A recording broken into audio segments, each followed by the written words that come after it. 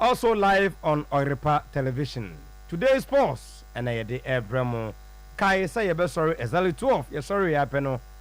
News team be take over before say don't brim Oyerepa futu antenna and so in the team. Ebeba abetua so ede amamu. Ene yebedi nkomo bebre. Yebehwe ye eto dwa ewo amanone na United fans omwe. Chief Executive Officer Umar Barada was say mamunsu sikadium dewa ene ta ho a mode be spending ndi Solomon Kata ne kantona mo was suru bia eni atire Waruni enso akasa o say nyama che na adwen kakra o 2012 title na CTG no o say mpanimfo sa ahwehwe mu biem enim sentia Waruni eka ensem wei just covered yo enso ashe ne squad nebo se anye bia no omani da FIFA Club World Cup no so se also moje se ko ba ne so mo antimi anye Premier League no a eno de also musumi agie Madrid still omugo so HC Enzo Fernandez ebehwe na baba Isa de honsam no edi aba na Barca goalkeeper Chesney enso agiriye se enei se ubanum se great saade wo de afutu bi e de amayan players no eno so honsam ye de ebeba na Tiani Rendes akansem bi o wo se corona omu wo so no e belong to them senti train sports lawyer na onfa honsam emfa emra ne akotie Simeone Inzaghi ono so ensamu a wode to dwa yebeba na yabehwe eno nso honsam kakra eno nso ho yebewuram e wo Barca na yehwe UEFA so meet na amo nso eye na yede honsam e de atodwa ni nyina no eye Pope Francis na yie no honsam yebeba na yabehwe de no nso e ba so e wo ho solo transfer me kakra na semu ide ase sa the legend be kano o say production no mo yi ohun na media major na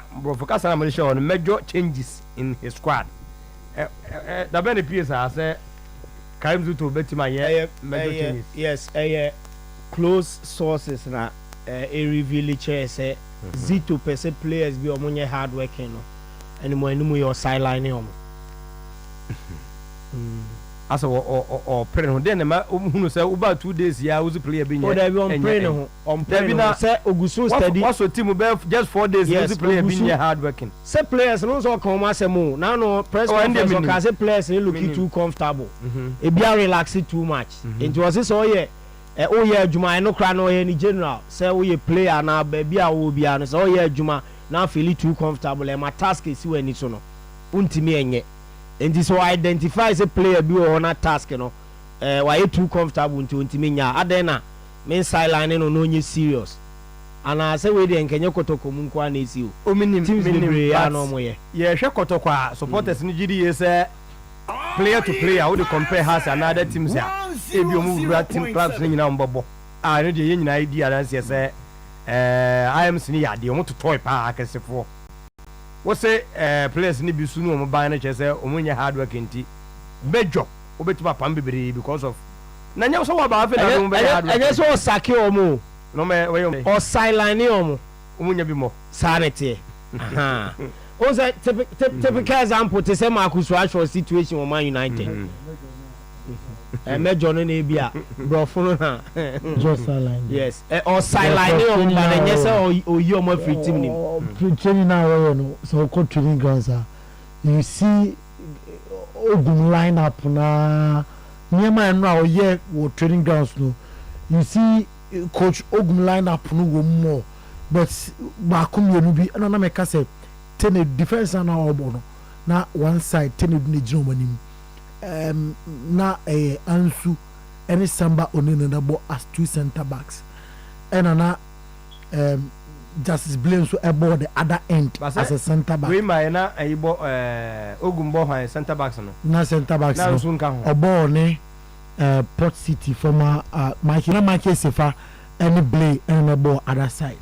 On the coach bi ani hono ma eno ay Thursday watch the team wa oba obemo hu ni true lineup a odebeko game no but ni team na oye no o hwe niam na oye na you could see say obi ti say Samuel Temedu obi ti say Emmanuel entry abe involve coach no the lineup no pe no adem hwe no you could see say obi ti say Samuel Temedu and Emmanuel entry any Mohamed Kamara the goalkeeper on the major players or both 3 players when they start line up ma sa 3 players on the but who say major line no ba no o say o shout o coach so o training guys no kasa I allowed oti was it if you are not serious you can't be part of my lineup yes or come and PA or be or AJBRT if you are not serious you can never be part of my lineup. Ono me wa futu akra de man o coaches no ka boom boom boom hu anu ma coach players dey otai ka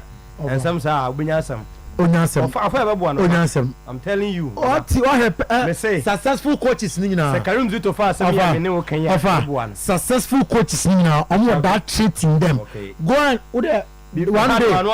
one day me the Pep Guardiola the pep talk ewo dressing room city players offer omo ni esu omo so oni kwan say ka say omo dey different from here okay remember how so get results over say afi what I say dey jam because omo nye hard working coach ni pese because the coach you free the lineup man na say o sideline no onye serious was say get serious and I am more hard working they wanye ni sa na 6 matches no person 6 matches no according to Babe Samra ewo training grounds no was say 1 year then o say o hwere ball 30 seconds mo je ball no e na wontimi impress ya on yusu onye sa nti eno de so we player na wontimi nya na so o hwa ase apake de no kwa de mini problem but search the comment be say the Babe say can was say kama coach make us say or coach be our philosophy o Pep Guardiola and Pep talk or dressing room what catch us me happy with the amoye no ntia no de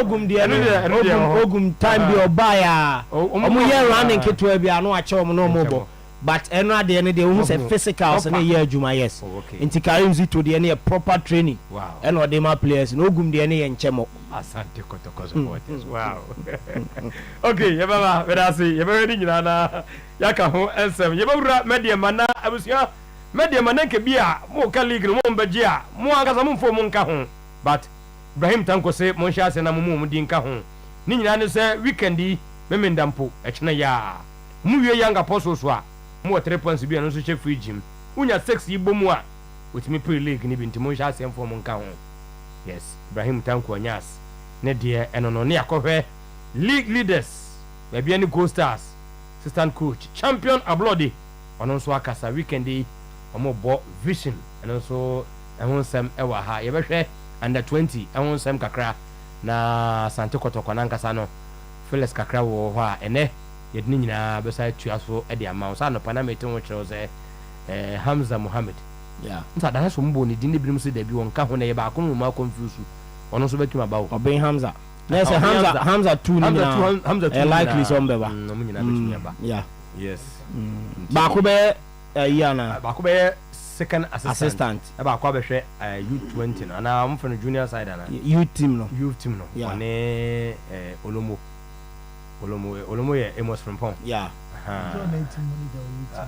obetima beka we hono ma behwe you know U20 no say junior side no UT U17 no ni ade da ho na baba no house project no so na koyi okay momo project project a woni form on the nkoba o say enquire say most of times a dokuja chudun see project no dey answer kan e jaina da wa unim da e bewi wa project we dey with my share Ghana for bo say the next 6-7 months you know so we abibia gum bibia set me tie wo yi a asa wo say gym nkwa bibia nka ho bi ma na bi e ya Sante Kotoko gym nkwa okay gym nkwa okay what dey yan kobra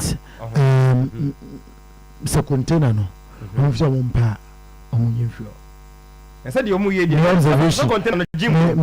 Gym. And it was all about dismantling that. Very good. Say container no. Club no fees on par. Muni fio. Because now me observing now be brave AJ. A settlement no. Some power when you feel. Okay.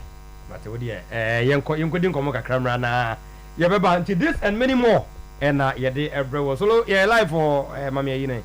Yeah, live Oyerepa Radio and Oyerepa Live. Good. Yes, on Facebook and on YouTube. Oyerepa Radio, Oyerepa Live. On Facebook, yes. On YouTube. Today, Mama no home ya ba be okay. Ya ba be dia no home komo ya the Kings project and ra ye niko boss so AJ na ya wura kotokwadi home komo kakra. But yentimi ni house nso free. So has a folk wo news no mo pa. So Lona Mose also as I come bia kokoswa na. Yes, Enra management meeting for the performance of the club. Na say pressure almost say ombeyi Abubakar Watara dey na free honum. But omo resolve some person ko wie season unlike Asante Kotokwa. Omo Emma Ogumekoye with best 6 games to end the season. Has here on person ka Abubakar Watara wie season no. Sana on be sakino masakino. Ebia no etime improve results in the last 6 games has ebebo. Inti no ye meeting e course wa across of Kenra. Ebia ba ya pe no sports layer de kwa manane. Opani mokwaba.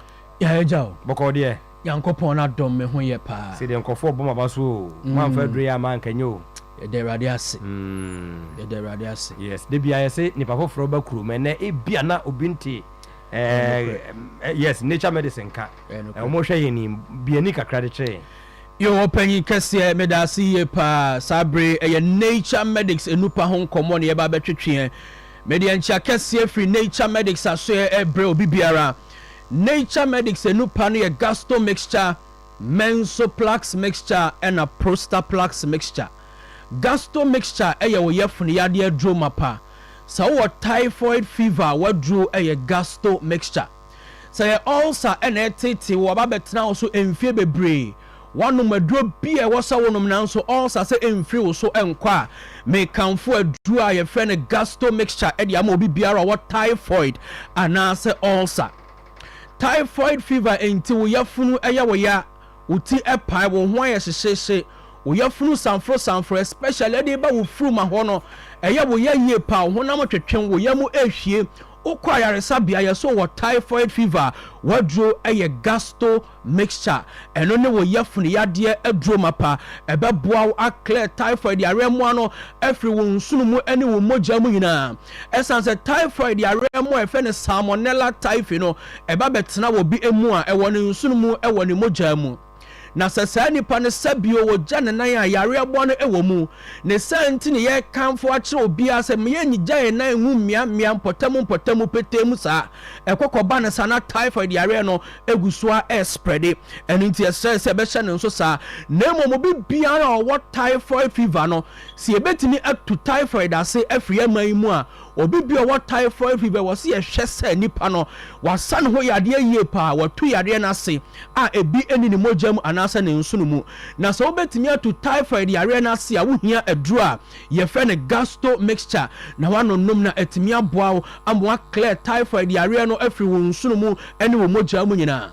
Na se besan so atimi atu typhoid yare ase wo se hwe ye nsu ayenom ye aduane ye di enye nsu obia na wo sa wonom enye ba bia na wo sa okoto aduane edie hwe environment no hwe nipa wo serve aduane no hwe nkofo a wone omo ye adwuma no wo ma ho ne die etesen ansa na obedidi wo hon ma wadi hon mo se ye ne sa be boa ama typhoid yare no eso ebeti ye pa edi amaye enu nti ye hye ne so so wo typhoid nkwa na wo padura ebe boa tu typhoid fever ase a gasto mixture. Gasto mixture wo yafuni yade adroma pa ulcer fo no wakwayare sabia yeso wo ulcer waye de obeye bia na so ulcer ise mfiri so enkwa wadro any gasto mixture ulcer nti ye tuatua wonnuane bebre diwei anyway nomwe enomwe ekwam de wana yafuni ya wo ya wodidi ana yafuni ya wo ya emframa ginagina wo yam obo ano hyehye ya na obo kwampo efono aduane toye ma na wo fe because of ulcer wadro gasto mixture na prostaplax mixture no eno ne emerma no adro Prostaplax mixture ye mema dwonso mu hawadro wo ye bema na sa wo dwonso na ya wo teja wo wayase dwonso na eba na wayase etwe wayase ehyehye wo wadro ye Prostaplax mixture wo dwonso a wo te yawo ewa wo bema mu wo honma na bema mu fenfen bema mu ekeka wo ebopo pepepepe honma na ensuo bi firi wo bema mu eba eno so enya dwonso a wadro ye Prostaplax mixture o dwonso tentem sope ana kakra bi na dwonso edew no asore no akọ washroom no akọ dwonso obetena ase se wo ye adwuma na dwonso sa de obema no mu eye star bi no asore no akọ dwonso a meso hwehwe adru efe ne se Prostaplax mixture na wo nom Prostaplax mixture ye beboa ama yare aboa biara ba betena wo dwonso twa ne mu a epese tete wo no eye adru Prostaplax no ennuo ni nnuane nnuo ahodo wo mu no ebe clear yare mo ne nyina afiri ho no mo ama ho atɔ okoda na dwa enane ya wo de no na dwonso de wa waduro eye Prostaplax mixture so how bia ma be ma oni padua mu na okogina wo sa wo dwonso a eni kwan se wo gina ho chepi ansa na dwonso no ahya ase se eba so wo hunu se okogina wo sa wo dwonso wa ye ready se dwonso ne mra nanso entimi emma atɔ aso beye baako mienu miensa me so wonya Prostaplax a ebeboa ama odwonso no ebe flow kama yie pa de ama wo bu on ma wo gina wa dwonso no emma ni nti be ma no wa sha ase na wo kyem dwonso so ya nyonso enkyem pisa na wo hunu se wo dwonso na wo kyem a wo kyem ansa na dwonso na ba kan hunu se wo nipadua no ha kakra bi abamu se wonya adura ye fe ne se Prostaplax mixture ibi na wo nonnom a ebeboa ama sa wo hawa aba wo prostate no ho no afiri ho no akọ Prostaplax mixture ebeboa wo ama wo prostate no kwa wo how emam wo nonnom a o how emam wo nonnom Prostaplax mixture emma wo prostate no enye kese na tieni ebia wo kogina wo sa wo dwonso a dwonso no eba entimi emma ahoden so ahoden a dwonso no ede ba no ewo fam wonya Prostaplax mixture ibi na wo nonnom ebeboa wo ama dwonso no ebe flow kama yie pa de ama ba ma bu wo kwa wa dwonso awie no na wonya atenka bi ewo ne nipadua num se still adwonso no nyina ama ebi akamu meso hwehwe adu efe ne se Prostaplax mixture na nonnom na entimi emmoa wo dwonso wie bema na wo se dwonso no soso kokoko bebre wa akiri a eche so ha wo bi eya ba meso wonya Prostaplax bi na wo nonnom a wo dwonso no ebe flow kama yie pa de ama sa wonu sa nyoma we nyina wo ni padua na mabobɔ so nyina no wantu anamo anonom Prostaplax bi a ebetimi adum pempen so bi krambo se ye ba be hye rubber ama efieja aba bedum ekoba ne sa eja untimi emmie bi kwa pepo no so no untimi emfru bi edi o ha beba fie yie pa enintimi kanfo Prostaplax mixture edi ama be mampa waye mre ewo mpamu wononom Prostaplax ebeboa na Mensoplax mixture no eye emma fichi krom hawadru wo ye oba wadum pempen so atwa so butimi bu nsa wa hwe animu a emma bosumi ba bedu bi a wo hwe animu a hwe nsi ameso no Mensoplax mixture na emmo ama menses no entimi flow kama emfa emma na wutimi bu nsa all right na so na nsem wo no menses no a seize a stop emma wo a wontwa bra wonya family planning wo so a wonyem na so menses ne ma no Mensoplax ni bi na intimi pushi menses no na emra kama wo a waya family planning oba waya family planning asem na making wo jai family planning no wo hwe animu senka wo menses ne beba na nka watimi afa afro awo wo hwe animu abe emfie 99 adwoso oba baako emfie miensa wo hwe animu a menses ma wo no Mensoplax mixture na menses na asha se e flow enu nto oba bi akwakoya family planning na wajai family planning no wo hwe animu senka menses ne beba wo hwe animu a emma wadru eye Mensoplax mixture obu nsa ya na ya kakra ewo mu ana obu nsa emoja na emma kese ebia drops bi kuko dakoda mienu pene atwa wadru any Mensoplax mixture onsa buo na wo buo no enka bi edi akiri ana sa wonya Mensoplax a eye wa wodine nsa bosumi we ya the following month emma obehwe no be 2-3 months ansa na aba wonya Mensoplax mixture ibi na wo nonnom a every month after month bia o menses no ebe flow kama yie pa edi ama a wo how bia eni eche ya wadi eche na ebe fi wono makọ ama ho atọ na sa menses once ma ye kan sa wan tu anamo eni ensu a egugu wo wasesa bia keka wo wan tu anamo a ebedum pempen so bi infection ebe fi ahemfie onu aduru eye awodie ni mu efro ekoso na akwa wodie ni mo ebetuma wakoma wo how be a friend say pelvic inflammatory disease eno bema wa yase aye wo yie pa eno bema wo nu kunu kra hia wo nam a wobeti unusual pains a won't be da ebema wo wie wo nu kunu hia wo nam kra wie no bo say ensuo brown bi edi achi a eba eno ntimesel se enkekaye ewo so ensuo na egu wo o mense na aye bibie ho no makone kope mensoplax mixture ni bi neto enonom number ni 0248 77 88 99 0248 77 88 99 mesoko Herbal shop pharmacy shop and as OTC shop bi ya to apete Ghana hafa na nyina free burger tanga di besi bebia ni pando ho tema bebia ko na kope eye mensoplax mixture prostaplax mixture and a gasto mixture nyankopon de odomdom ye ne a that's ne ye be san so hia ma me da say Mr. Felix and amotin nka from Nature Medis Company Limited enu ne emiensa emu bia e ba twa woto a e de ahoden nkwa ene de ebrewo nti we no yenkwa gina ansa ne abu abomoden frɛ numbers no na kotobi fama omo straight up yenko ebra abo 109 sitting in for the legend sometime otu a champion baba isa ne meno enwa eni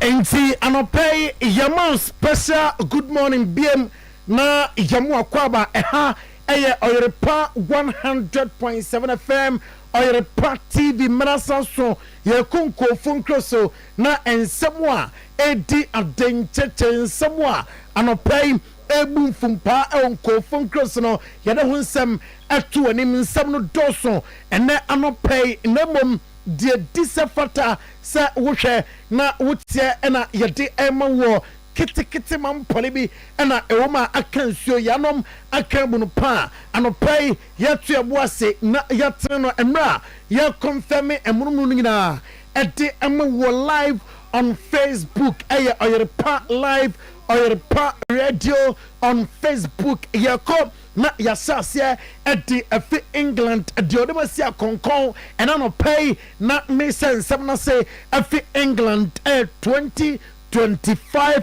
Hisense kitchen appliance promo Hisense adama ya kona fe garin semno atwa so ama nemom osi oboa ama ujade ho ayefe kitchen ho eba ba yefe promo ena oye NC 28th day of April to 8th day of May 2025 Otto efi Hisense na a kitchen appliance in Quadia a bono of them NC fridge and open make refrigerator a double door and a single door and a opa toffee Hisense asuye and kania bebre amudi anonso otwa amusia eche ade emao nyasa kania board ani bia yasi moto asai da bi Hisense de rentesa de ma amudan so every afofro hono say amama 5-year defect warranty entitom fofi Hisense amasuye upgrade to Hisense refrigeration today where innovations meet efficiency for a fresher na ope enchemua etemi dia 0302 550000 na fe nyama nyina akoye ade amao ena aya Nyame personal manager me bra penny ma de nyina me ba birthday Mr. Eddie yasinti Mr. Edward Echampon of Oyerepa FM, Oyerepa TV, and after Omame, Mrs. Ruthlin Edward Champon, almost 8 gracefully, and happy birthday to Chris Manuel Owahene Champon of Martyrs of Uganda Preparatory School. Omame, I know Papa boy, say I'm happy birthday, Mr. D. When I did in Timayo, and some Tosom, Enfi England, Nafre, yes, I say,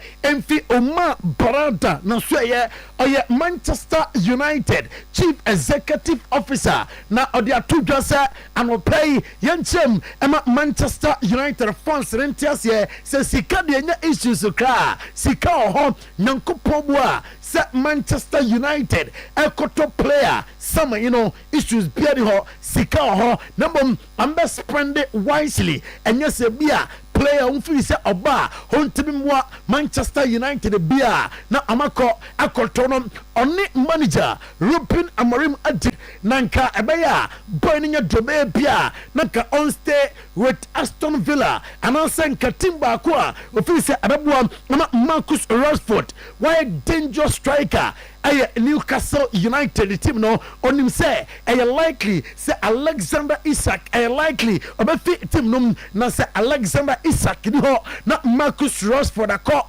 LED Newcastle United attack na ebebo ama anima koye ede ama womom Bruyne say odwenwa on tiase say up till now 2012 Premier League title Manchester City ajaye nyade se mpenimfo etime ahwehwem na se ametime ahwehwem esanse onom odwenwa amtiase 30 years nie ofisa enye fair se nanka amom na eje the English Premier League now Manchester United and Paris Saint-Germain na Demeti anopai echem se Napoli midfielder Stanislav Lobotka amoye dombe bia se Lobotka rom amansa ebetime akana na fe abejam finfi ho edi ama womom Paris Saint-Germain ka ho na Manchester United enso eka wo bie na Liverpool asoye na Madrid na pay akudabi midi and Wesley Franca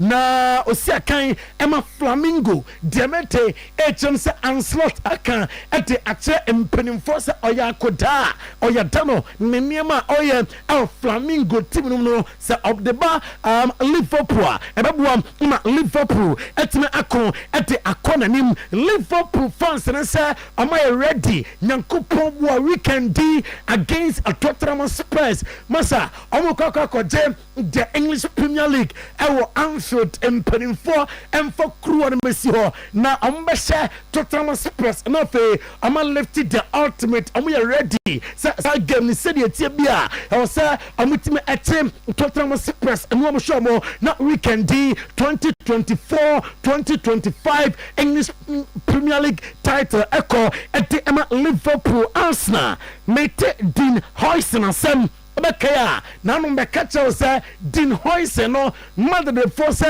oyakoda bone de onimbo na momsiate around 60 million pounds akoto akoda te say din Hoysen de ebeden you see Arsenal from abroad Chelsea and Liverpool store wemum aye 3 teams amani oberpa say din Hoysen of Bournemouth no ombefaro na febe aduma ede ama team no Paris Saint-Germain omo say de yanka mo bia ntiminti wa koda na onimbo ne ba no hwaniye Luis Enrique say obetwe enkodana omunim bone bono say ohwe disari do akodana bona obona mase chese enkodana awodache enti ambeko for the youth ano ay Luis Enrique letesa ati atuka Arsenal icon Emmanuel Petit ana ati atuka sema Arsenal phone tirimi nyomde say of late ase ejanua na Usman Dembele aso ewo Paris Saint-Germain ejano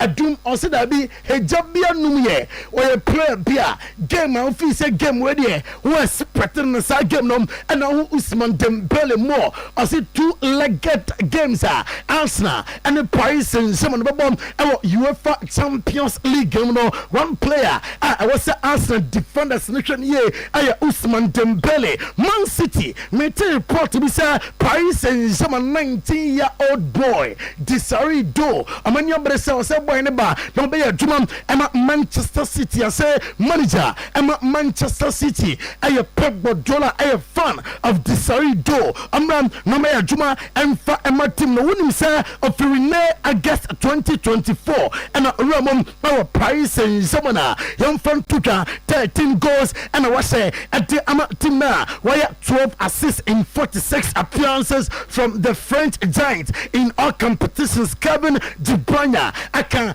at the Etihad Forum that is Manchester City sa FIFA Club World Cup obeko Oria on the team na we e be to dwana no akai say Kevin De Bruyne Kenya likely say abeko FIFA Club World Cup no anopay Demete efin ho ne say abeko Oria na say on the team no atimi awia ye don some ato anim enne anopay na oko Manchester City asua ya yesi amutua 1.3 million pounds per week. I'm a player. Say I'm a sideline. I'm a prayer. Now I'm going to be second. And for Emma team, I need a sources. Mensa Eka and now I'm a pay just go Vadio. A player. I'm a Manchester City Vadio. They are two.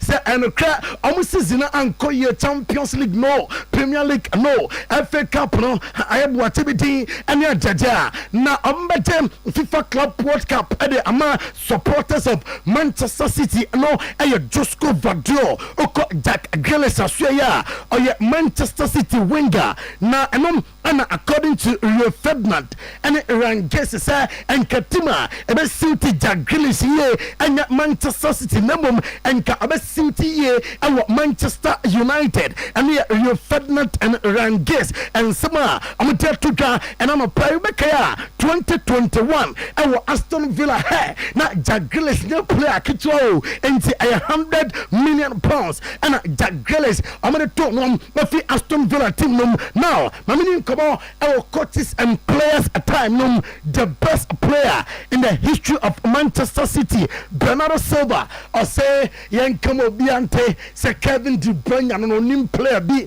our City team no over to me they compare Kevin De Bruyne. We knew about the possibility, about the decision. I personally knew like 2 days before it, so it wasn't that long. It was tough. It was tough for us because for me personally it was 8 years together. For a lot of us it was a long time with him. And so a little bit of the soul of this team is going. It's sad for us. We wanted him to stay with us. We wanted him to keep going. It is what it is. And Kevin will definitely go. No disrespect to the others, but for me he's the best player in the history of the club. So the only thing Enti mamenko Ruud van Nistelrooy na suye wakasa afa Jamie Vardy as I say on Trosso enya juma emra Leicester City BM and afa onwani stay with Leicester saying was yahuno yentie Ruud van Nistelrooy. I have to say that I've had many conversations in and out of football. The conversation that I had with him yesterday was special. He came to my office and told me what he decided, and after that we spoke 45 minutes on many things, and it was a great conversation from person to person, from former striker to former striker, and from manager to player. It was impressive, like his career, and love for the football club comes through in every word he says. I mean, there's more things to this story. I think we spoke also about Fleetwood Town. I said, yeah, where he came, but also na Novak Djokovic abepo Madrid Open na edienti eno penny oja Madrid Openum and also Novak Djokovic may represent the old generation enti and mebo Madrid Open. Yes, there was domination obviously from Rafa on clay or Roger on grass. Me on hard court, would win whatever 3-4 years in a row. India was Miami back to back, but that also came for me personally, that level of, I guess, dominant tennis and achievements. Na meti report me anopay sa Madrid propose audacious offer for Enzo Fernandez of Chelsea epe sikapudo and sampo and a buena call. Jamaica Chemsa, Madrid Penim for fees, Enzo Fernandez, a player, Obetima Asset on the cruise, and watching Napoli midfielder Enra, and run corner not Napoli. I'm a sporting director. I'm a do London or bar. About to come on with a lot of clubs. About to come on with United on Victor James Osimhen. About to come on with Chelsea. Now, General, Andrew Frank Zambo Agiza, or a player, Chelsea Forum, I can him say, I'm betting me, and a sporting director, at Kumanafe, Samayi, Abaya Juma, at the Amatim UEFA, Sanyan Kupomwa. Tuesday and then Wednesday UEFA Champions League semi-final. No, a silent memory of His Holiness the Pope Francis before kickoff. And a reporter, Eka Mensam, and an player Dinina, and Meko Spain, and now for Matin Kabam, Spain, and an pay now under broad wings of Adusa Herbal Clinic, Eko Spain, now for here the Spanish stories kakra atoso amanebom se unya Adusa Herbal Mesebabo ebe tu koko na se arthritis no beko usisi ya denom ebe fi so afa abusuam general well-being besiese hunambia no na afa menses na eba na ochira na hwe no ya se hwe no unya Adusa Herbal Mester na onuma ni nyina ebeko na Adusa prostamite capsules ebetu koko ase ete amawo se unya binuma etu asere na afa etu prostate nyina ase enso ete Adusa man capsules ebwa amwa bema mu ewo empem so magazine macro udu go filling station inside wa Adusa ewo ho na Accra La Paz or Ben Las Palmas or you're behind a pizza man 050 pecretism udua on one kesen do baby who is M1 no I addicted inti on to akoda biafo say nay num jot and sma run at the jam na test again diamete etum se copper dire final no clearance at the FE medical team no and some pro and what my juma at the amateur preparing for the El Clasico final and Barca etime etrenie enti ebetwa amuto no Kylian Mbappe and if Jumadi no etwa so the amateur for amutie Oyerepa 100.7 live Oyerepa TV and Facebook Oyerepa live and Oyerepa radio etumpai insecticide spray Kel 360 toothpaste Bibini Plus Fix My Ride Company Limited Franco Trading Enterprise and power specialist Herbal Hospital Womo Ekambi ena edi Jumadi no ebremo ene anopena otifie entontom ntati antefre ensonkron so ni udiesie eofiewa anopai mekamfo etumpai insecticide spray ena ediama ekum insect ni nyina na afi eja protection na eche enso eofie hono manya no nko a unspray pai insecticide spray eofie hono eja enka ehwam de ama oni nyina ne se yewo lemon scented any lavender scented atumpa insecticide spray enti woto a spray na kumu amoa no enka ja ofio no so kama papa gibi na fako efio no sese a na etu samoa wan ketinkitini nyina ase efio no matumpa insecticide spray sese eno a ena obia so atumpa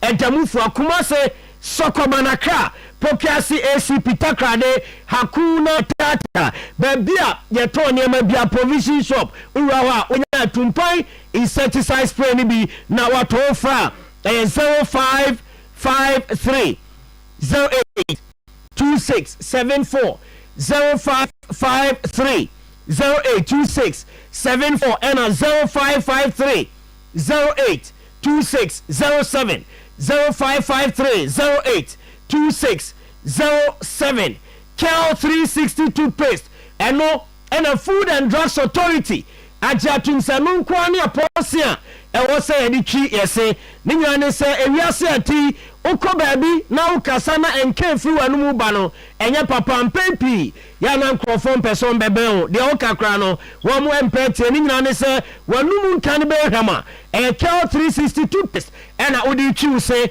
eboa eti wanum emausi fita eyi konkone na bia wo simno edi efi honum Kel 360 toothpaste eno ena abusiano ewo samo jibi na modi kofie na afi obi a edi etwine se enso efi honum Samara Company Limited womo ene kofai by Kel 360 toothpaste supermarket more any provision shops okwa ubenya bi ato fabi kofio enkwada tumi yusu empanyimfo enso etumi eyusu for Samara Company 0246 86 47 98 0246 86 47 98 Kel 360 toothpaste happy smile Bibini Toma Plus eyadua ebua na tu ulcer ahodoɔ bi a edunya ɛwɔ nipadua no mu na yɛka ulcer egu ahodoɔ bebree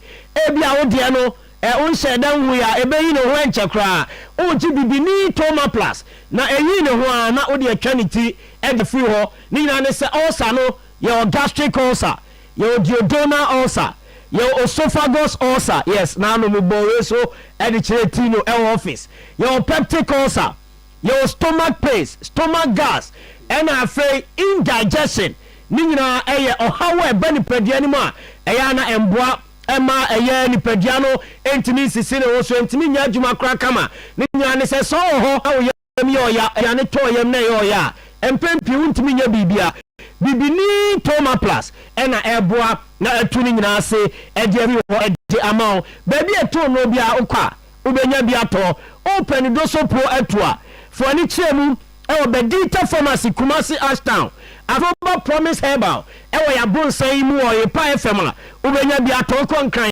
okan Bɛdita pharmacy ɛwɔ hɔ ɛna afɛsɛ mɛka no baabi ɛto no ɛwɔ man mu abi akɔ a also pɛ bi ni ton plus wobɛnya bi atɔ na to all sa ahodoɔ ase ɛde afiri nipadua no mu 0558 055 894 0558 055 894 and a 0541 337 816 0541 337 816 JBB ni toma plus ni bi neto na into osase emfamao o car e problem accident car repairs and a person ebi a wode ne engine tuning overhauling and a person and also person body works ema car no esan fe kama o person oven spraying and I say air condition service and a wo ye e dia ma car no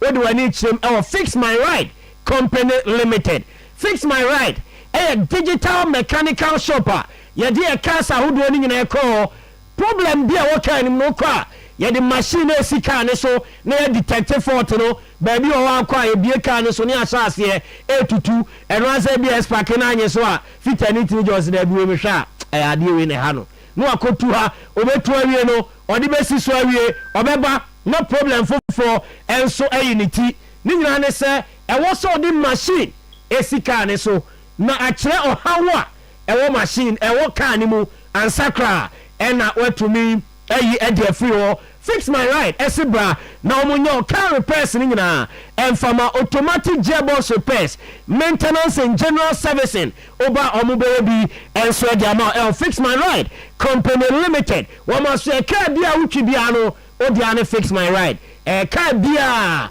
womo eyeho adwuma Kumase ahojo runabout Georgia Hotel ni Greek office no entem ho pe ho and fix my ride company limited bra na service o car no emfa emao 0500 210191 0500 210191 and a 0551 488884 fix my ride we own the finishing Franco Trading Enterprise still phone papa efie eno ho de tene se open phone ahodo ato de papa de ne bo no form de uyusu a eche de ne battery ewo din a Franco Trading Enterprise ena oko Nokia phones Samsung any iPhone ya ahodo pi ewo ho Franco TVs air condition no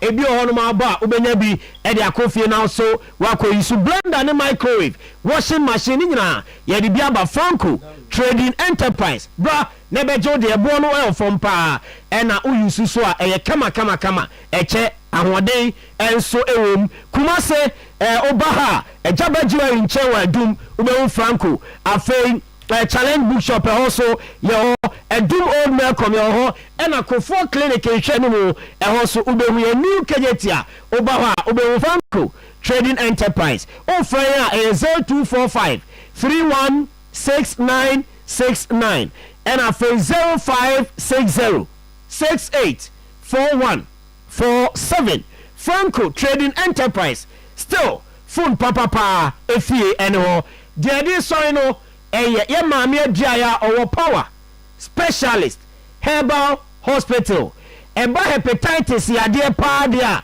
kromu anom de obia ni ho ni nyina ne se omo sa hepatitis yade no maame aduaya waje award mpre mako enkru eso hepatitis B C N A oba tatashe oyefio fatty liver prostate enlargement ulcer fibroid and kidney stones power specialist Herbal Hospital eho and abasanya de wa me bobo yi otu ni nyina ase e de ama enupa no e wa adwaman so power specialist nupa no jibinom na mani padua no enya ahode SK no stomach upset etwafo ye liver care enso eho no liver no ena ebo eho ban e de ama jiri capsules ene ne mixture eno ye mema na dro empoma gudie ebekọ so kama mo pe mo jiri Herbal mixture and the capsules no ebi baby eto no bi akwa o se ope power specialist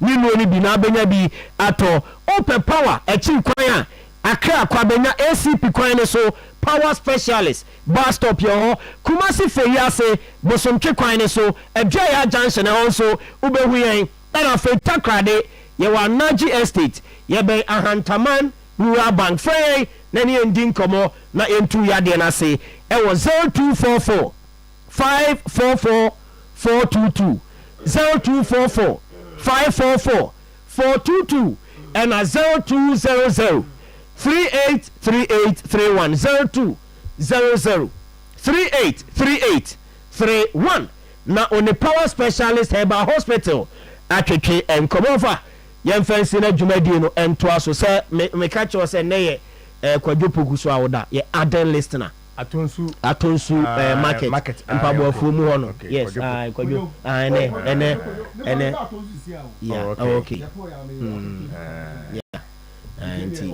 yes yeah we share special ma brand so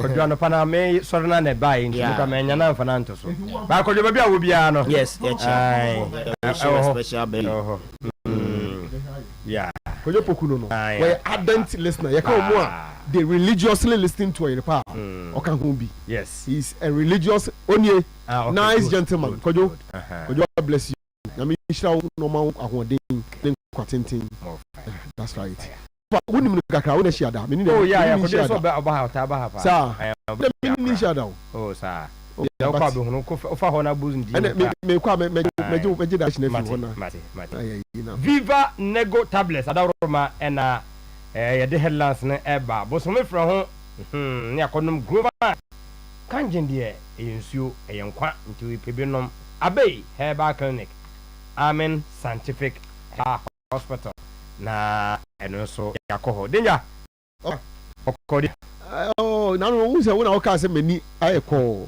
se na enya asem ketwa wu na because you season eba wana se no de na kofa ba na mini doctor for di nkomo no say MC bia manu bi na reaction we say na say I've been challenged health wise intino I'm say no bi ebi o ha me no mo a do back bi so no ma me no makomo bom pelpel nto ma me jai no enti ebi a different one intino okay yeguso aye fighting kakra na Sylvester body say da be na over Dubai trip no okazo boko Dubai trip bia na oso be nko hunu na oja obo na ho de twe o Dubai me pa choka say so for when is Mr. Harry coming to the Dubai trip kindly let me know guys say edu so amebo na man to de on say no ho to on twen edu so amebo na man okay e be na so ati na ono ni nua no mo ho nyina no ye kwa na yetime hia wo say na say time ye kotwa mu no na ade asa on say ye transit yenti no yenti mi anhye da nkokuru papa ne ade but the next time bia ye be ko bia na ndie ye be ma kisho say betuma kokuru okay say ne be ya ye betuma ko ye ndie en so no to for we dey e nine pe na mami monitor na yanko monitor ni yanko windfall Ogum to snatch $32,000 from Kotoko for sacking him. He is going home smiling. Over. Bema botuma yede. $32,000. $32,000. Kosu waji.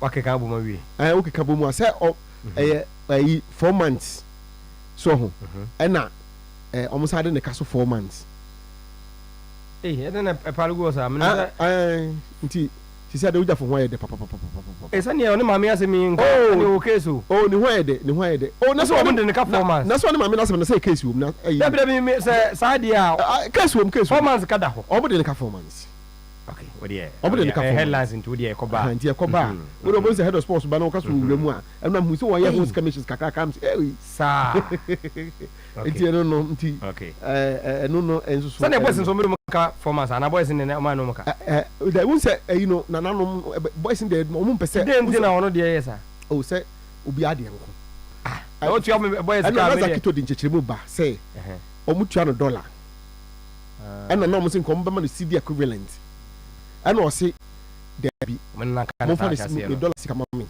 nya CD equivalent no nya bo yese kotoko yese kotoko da bo na shem yese kotoko dollar account ni mo ari okay so wafa massive clear out to hit Kotoko. About 8 players to be sacked. Also, all the way we now wo de uchichemu. Aha, we produce ndi omo say e be sadline bibiri. Ba wo say wonya 8 na ebinum de ho no omo say injury omo ye injury prone. Okay. And ebi won so a yeso omo ye akwadefo wo ye akwadefo kra de wo de ndi ye hwe wanim kra wo de wo nche tentem cause coach we no ofa yesi eno omo ko training grounds no oh say no supporters na di nkomo omo say afa wo sense of eagerness so won say obi ani abre say wo ye training wo de picture no come de to so na the picture is of born ya na the picture na ba say ofa say ye anim nkofo so that wo de ofa wo de picture say wo read the picture cry to me make a statement Brian em so onwa okay Brian no si bokokra wo say yes na ni abre obia ni abre say as I say yetimi enya position ewo team ni mu enti training kra na o masate no e che enti wa wo ye kwadwofo de ka hu ni say Karim Zito ni team no onka ho enkomra enti eno so no I will arrange a first class flight for all the Black Stars players if they win the World Cup to tour each and every district of Nigeria. Had more district bena ubetimi de first class flight ako honorable Kofi Adams sports minister or the Black Star players next World Cup ya ekwi de don peso someone some be yan some ko jimra player ba could be a first class now them not what to district organ na hen na Black Star players no mo ko je World Cup. Sa samra ka unza wa wunim se flight to grant me nko dis flight to me nko ko ba bia de ara se ye ntimi so nyinti no ka na sa do de enko enim wa da ma did you ever je bia flight in the sa enko enim did you see your World Cup ni do over the last one nie UK chapter 180 of Accra House of Folk presents Nike boot of 40 costing £3,200 to the House of Folk female team, the Oak FC. Agrada oni apia badge isa apia badge no we nipa no Jamfi omade presentation in the omoko e de jersey football boots okay a man omako fight for middle league and UK chapter 4 no say ade amaye memma no cry te so omo nya abampo no mata we enti no ene who's the first number players no winning bonus together mo ya mehu for mo ma ye hwe mo mpe ba bintina and na omo koto boot mako 40 pairs of a 40 pairs of boot football boot Nike and na omde akomo na Nike boot no de ne bofo cry £80 nti say we did the cheapest price cry omo kan bo no so omo person be kan akasa ase omo de gin samani tie de na akonhwe ne ehunu say 8 go fi bafo at least about £3,200 say the 120 ni de kaka ho nkon nche man na agi oh yes tie no de ni je ba training grounds papa Mexico kunsusu na gina ho na ka mabu say so my sweetheart ifua my yawo number no mpacho mu ka che ifua say my yawo number no wa maintain nka Yeah, so I'm saying now I'm saying or maternity buy. Okay. And you know, was started as a born a human. What didn't you know? You come by Nina and see more UK for Nabaso. Mate, oh my idea, Papa. Mate danger. But I say, na me ko jibo. Na ibo. Tino. Meba na Viva Nego tablet and amede majibo akwaba. Unse ye card bia se painkillers no ye we fete well actually me pese me say will be a drew. Nemo we die yenya ye niankasa ye herbal supplement for pain relief. And into more complain sciatic pains no me nko to begu form. Muntu mreka na mo nkope Viva Nego tablet ni bi ento. Mo nko to dwe mo chepa me na nabese wo nante kakra bi na watena se. Omoten na kope ebi na fa nom na fe wa beti de bia na upedepeda wonsa usisie no kwa de wuntumi nyina so type bia ye obia no wokwa wo se Viva Nego tablets eno enne de wo hia opemfo nka ho ena de wo ma akra so no fo enka ho over the counter ene ba bia to aduro bia no wo se Viva Nego tablet eno ene nia wo hwehwe 0208 337711 0208 337711 na waye enyama aye kama nti yeba bosome fra ho Rural Bank na yede eba bank de ode ho kobona ya pede hyehyɛ ne ye kama savings account, current account, fixed deposit na ode ato no mo sanso na susu special account, joint account and a trust account ni nyina ne yede ye kama loan de ne de susu loan, micro group loan and overdraft ho agricultural loan ne wo bonanza loan ni nyina no hyehyɛ ya ye hwehwem ehun se beboa wo enu nti na fa ho kɔbɔ bosome fra ho Rural Bank ye kɔ asiwa asafo adehyeman abɔjusan wo bekwai old tafo montuo na afei watumi afrɛ 0548 533 050 anase yen banking down no star 992 hash na jese eno so watumi abɔmɔden akɔhɔ na mama nkɔ ho enra ye store me AJ Sports Complex no kotoko supporters anu mo ho mo hwɛ training na mo ehwɛ no mo compare to that of coach nitin ene prosperity ogum mo say na tedi ne de na ye nkyɛ mo nko ana wei ene ye proper training. That's a cavalry to fashion, I see. And then the training come up, and then physical to do, physical to do, we get physical to do. About 10 minutes, and a bad, we now. Young Mr. Kotoko players in the ages can I not say that here as a student or just a customer a more almost a here and someone in laws of the Carona. I don't know about talking because the normal such a career by a table. You know, and someone like a physical to see 10 or more as a self physical also. Or 10 of that, and I or immediately certain they are going on me. It's on board almost so much automatic other no more. Because compared to previous training and animation, also a coach, combining drills or conditioning players more energy level at the same time as I combine vertical concepts so can we share the area of almost so good more than the time they are going to attack their opponent. See, normal also different compared to the previous one. Different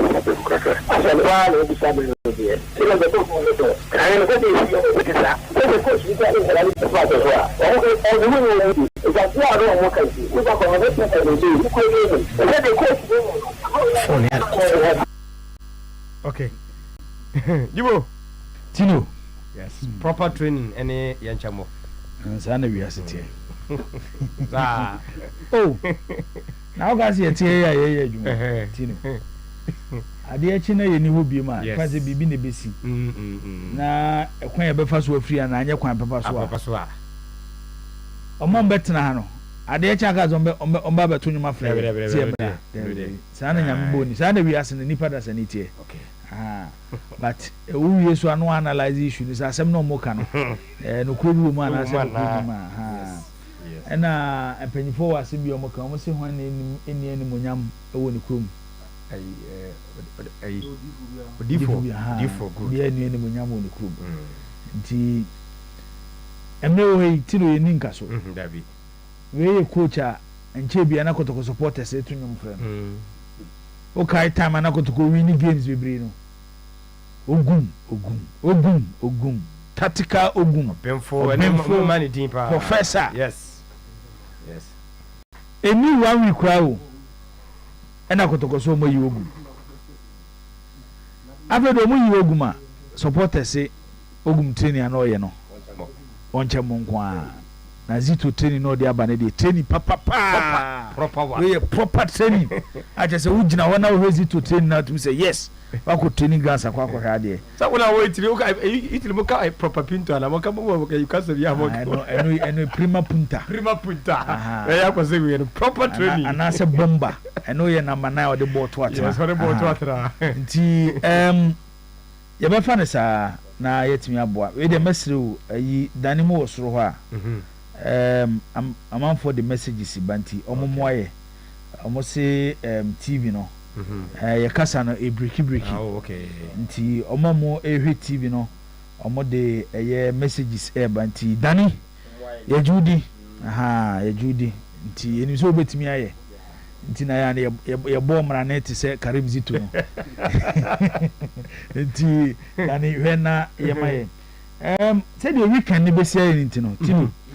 Men shedan say bebre e wa amanone because da bena Copa del Rey final na ba so no ochina Saturday ena amanfo astate edo ma na egu Kylian Mbappe so na oma no mo de gu Kylian Mbappe so ne say omo say Mbappe ba ye no ena Real Madrid team no ayemre samu na oma team ni yemre no ukọ France so a omo si PSG team ni ma ye de na so what sasan be free team ni to PSG na PSG ayemre no mo say Mbappe eno ba Real Madrid ayemre so mo say Mbappe ofi PSG no nti we nyina ye hu PSG eno ba Real Madrid so nyina so hu Real Madrid team no nti o questions wo ha betimi abisa sa e de na be mo obi atena se na tino watimi aka asem wi me ka asem keto abi you all PSG dey the same coach you ho ya na wo Obo Enrique okay Obo Enrique dey do point bi okodro po Kylian Mbappe oni ni nya problem a ayi PSG ayi management board through support behind Luis Enrique say omufu say the oye no when Mbappe omufu so show disrespect to PSG club no especially omufu so be extending the contract no twen a man the contract ni wuye a o free to Real Madrid e fa ba bi no Clementino ono mo be ya adwene and not take away the quality of Kylian Mbappe as a player. Yes. And the most talented of his generation. Based on what he has achieved, especially from 2017-2018 season, at this, still he's young. Mbappe is 26, maybe 25-26. By football age, Mbappe is still young. Anya Rekrano was 7-8 years to play at top level. Into Madrid then Kwabeti enjoy Mbappe the next 6 years. But issue ni say player biano ukofana ba club. Who said the club needs it here? Yeah, 20th December 1998. Who said the club needs it here? Who said the player needs it here? Anyway, the ba a club no. Real Madrid, yes, I do be down. Sometimes when they look at the marketing aspect of club, no, they forgot the tactical aspect of how a coach will arrange Real Madrid players. No, don't be Gina Park. So, Mamma, one example. Proper Galactico pa Real Madrid that's Asamboye, Tino, David Beckham, Zinedine Zidane, Luis Figo. Raul Blanco Gonzalez, Luis Nazario de Lima. At the point of find Michael Owen, Ednebai. So now former team need dinner. No more with just one holding midfielder. Holding midfielder no kind of no defensively he was no good in booty. It's a team ball. Zidane Gina Park so, Figo Gina Park so, David Beckham Gina Park so, Raul Gina Park so, then Luis Nazario de Lima Gina Park so. Thank you, India Kabaka so mbeshe timbia. But this Galactico ends me winning Champions League and from Real Madrid. By the time Real Madrid edge on 9th Champions League before La Decima, check the attack. It it was well balanced, and they had a certain Claude McLeary. Our more defensive cover in case their front four decided to defend there. It's bona ye bono, and the the most important thing for every single football club is your defensive shape. A quite first to attack no. I who say who here no. Saa so na quite first to defend is equally important at say the attack. It's what we can say minim attack, minim defend it. Minim defend it, minim attack. Because Osha esa o prevent it. O prevent ya esa o she. It's really a Clementino. Omo nambom untimi separate omo. Over this current Real Madrid team, omo shebe untimi defend it. Out of possession, because out of possession, say Real Madrid able game against any opposition. Na Real Madrid ne kura ball no a mobo. Na opponent na je ball no mobo. One of the weakest players when it comes to out of possession, so on defender, Bakone Kylian Mbappe, Bakone Vinicius, Bakone Rodrigo, Omuni Akituani Jude Bellingham. It is our boss players 9 anymore. Football team, how you arrange your players on the pitch, whether it's high pressing, medium pressing, and on the low block, and a low pressing. You need your 10 players plus your goalkeeper to defend. But the for Madrid team no. Ujibo fi Real Madrid in sema. Mbappe impresse, Vinicius impresse, Rodrigo impresse, Jude Bellingham impresse. But also mo di so pa. Bo no mo ni bo pa. But this year, over Real Madrid team no. Say the teams create chances against them. Say the teams at the ball to net. Arsenal ya de. But we know say Arsenal Real Madrid 2 legs. Now Arsenal at the 5 goals and at Real Madrid net. 5. Now Madrid are showing 1. And when they take the mistake of Arsenal, Arsenal Real Madrid they should go. What the Arsenal team? Bukayo, Mikel Merino, Martinelli, Declan Rice, Odegaard, Thomas Partey. Saliba, Timber, Kibo. Right. It's when you pick the Arsenal team, aside from individual positions, collectively they defend as a team. So what we require Arsenal first to show almost second goal no. How deeper Arsenal better now? When Real Madrid were pressing them, the quick transition. Born the free Declan Rice so could Martinelli ho na run how Arsenal team is being built in such a way say they know how to defend and they know how to pick right moments in game. Untimi kasa asemi bi Real Madrid ho. It's the shape of the Real Madrid team has changed and for only players no more no. See next season now Madrid caught with this same front liner, it will be the same problem. That you might have the best player in the game, arguably, within your team. But a neighbor na yebono, Clementino, and you can neighbor you try to see a Bakwaku defending Ajibon and the Aquacoma Maradona, and the Ajiboni be Akoma Zidane. Baby, and every single player, be show team Jesse Biano. When the team decide to defend, I also can be. Been away there back otokono. Why? Zitu. I know you so catch a place. Impress ya on your game the unto Aha. Enti only a more can back pass him the bay. But you was something to see the Asana and from 20 from Mbappe coach problem. Only enough from the Abatachero. Yeah, Captain or Mokoto and a buy no. Anyhow a wiki Real Madrid team no. Yan Casa Mbappe no good player. Matidi what can I say? But San Madrid they bought Mbappe. Ebi omo ball Rodrigo. No more ball Jude Bellingham. Good. They have opportunity to play 3 midfielders, 3 workaholic midfielders. Even so, mobile 1 midfielder, Ebia, continue to go to say number Tony Cruz. no about Chouameni and Fede Valverde to give him that defensive shield. And at the same time, in case a front line decide to say, Omon Pressia, these two players, because of how defensively they are good, no, Omoba Bebuaomo. It's no Roma team that an individual team. And then the match in a game no Roma against Barcelona. No. Forget about Barcelona struggles. May come with a mention. The last 3-4 games, the man for Sheda enjoy Barcelona. Stage na Yedruno. This is not Zaki Tokano. Team Bia, Europe, Bia, all competing for trophy. Bia Wabre. This is the Arjuna Nebo. Kutabona against Real Madrid. Obeshomo. Ntichina, Clementino, you better have meda. Never analyze the game now. Chinameno, Nyame Aduma. You look when Real Madrid before Barcelona.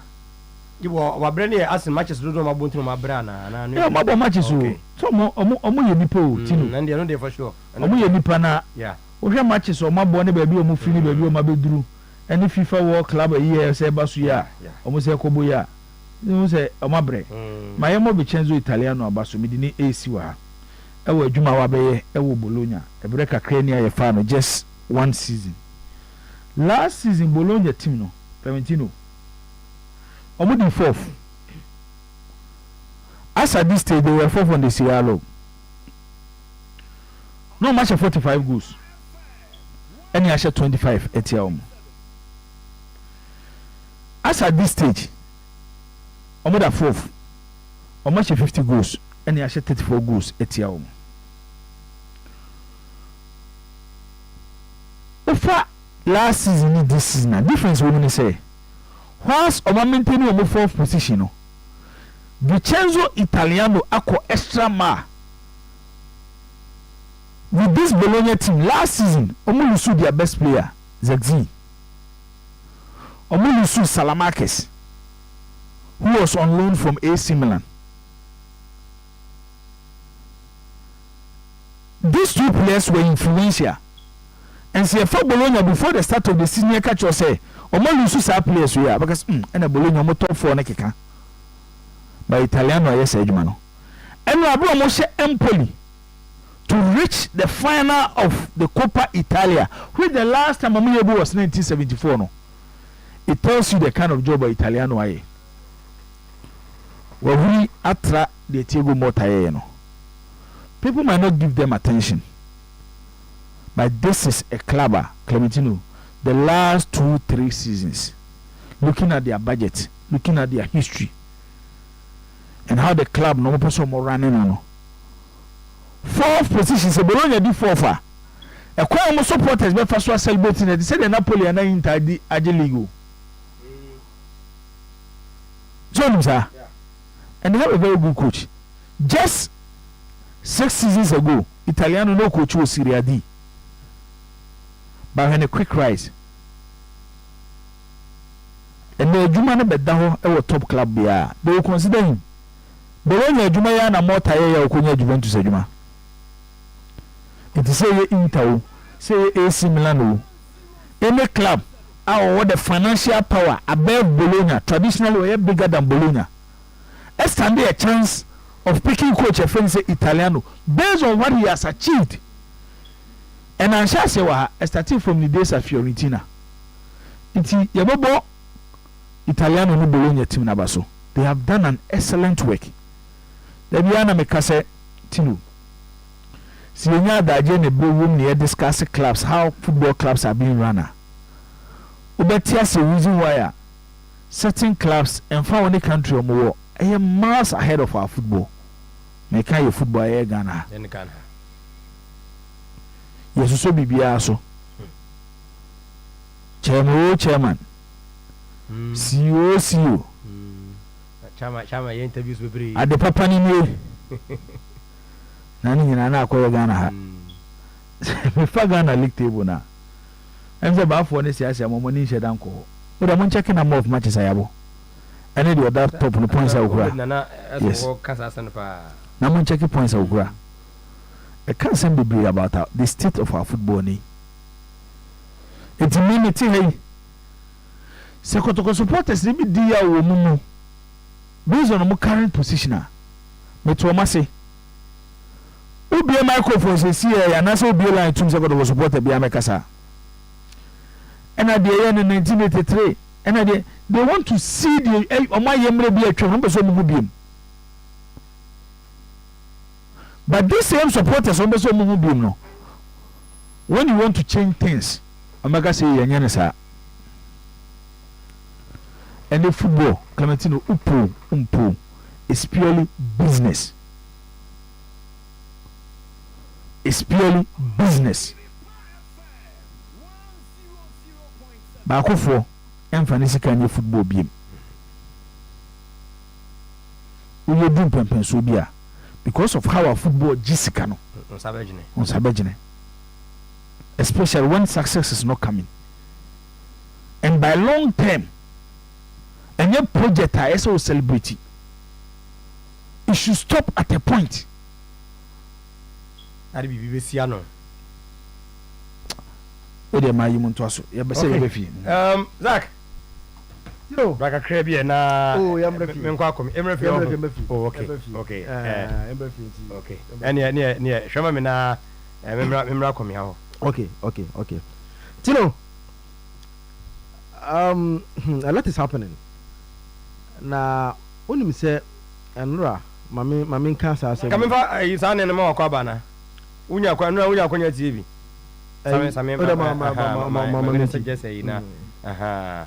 Emfa na eventually.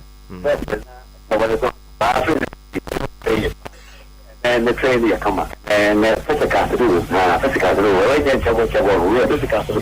About 10 minutes, and a bad. Really now, young players in Egypt can only say that here as a student can do some physical a more. What's your point here? And someone in law of the second. I don't know, talking almost such a career. You know, and someone physical to be a self physical also. I think my best money is certain they are going along with a bit of football, also automatic other normal